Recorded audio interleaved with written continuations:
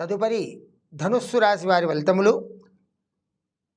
ఆదాయం 11, ఖర్చు 5, రాజపూజ్యం 7, అవమానం 5. గురుడు ఈ సంవత్సరం ఉగాది నుండి 1/5/2024 వరకు మేషరాశిలో 5వ స్థానమై శుభుడైనందువలన వృత్తి ఉద్యోగ రంగాల్లో కోరుకున్న అభివృద్ధి ఉంటుంది. ఆకస్మిక ధనలాభాన్ని పొందుతారు. కుటుంబ సౌఖ్యం సంపూర్ణంగా లభిస్తుంది. గౌరవ మర్యాదలు పెరుగుతాయి. పిల్లలకు సంతోషం కలిగించే కార్యక్రమాలు చేస్తారు. శుభకార్య ప్రయత్నాలు సులభంగా నెరవేరుతాయి. తిరిగి 2/5/2024 నుండి సంవత్సరాంతం వరకు మేషరాశిలో 6వ స్థానమై సాధారణ శుభుడైనందువలన ముఖ్యమైన వ్యక్తులను కలుస్తారు. ఆకస్మిక భయాందోళనలు దూరమవుతాయి.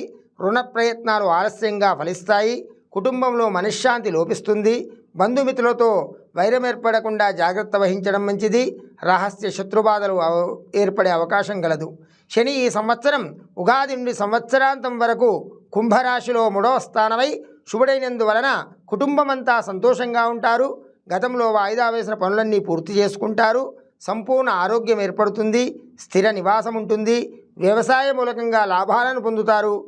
ప్రయత్న కార్యాలన్నీ ఫలిస్తాయి. సూక్ష్మ విషయాలను గ్రహిస్తారు.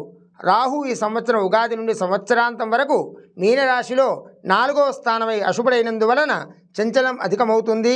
గృహంలో మార్పులు కోరుకుంటారు. స్వల్ప అనారోగ్య కారణంతో నిరుత్సాహంగా ఉంటారు. స్త్రీలతో తగాదాలు ఏర్పడే అవకాశాలుంటాయి. ప్రయత్న కార్యాలు ఫలిస్తాయి. కొన్ని పనులు వాయిదా వేసుకోవాల్సి వస్తుంది. ప్రయాణాలు ఉంటాయి.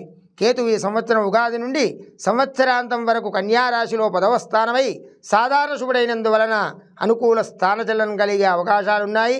గృహంలో మార్పును కోరుకుంటారు. ఇతరుల విమర్శలకు లోనవుతారు. స్థిరమైన నిర్ణయాలు తీసుకోలేరు. ఆకస్మిక ధన వ్యయమయ్యే అవకాశం. బంధుమిత్రులతో జాగ్రత్తగా ఉండటం మంచిది. రుణ ప్రయత్నాలు చేస్తారు.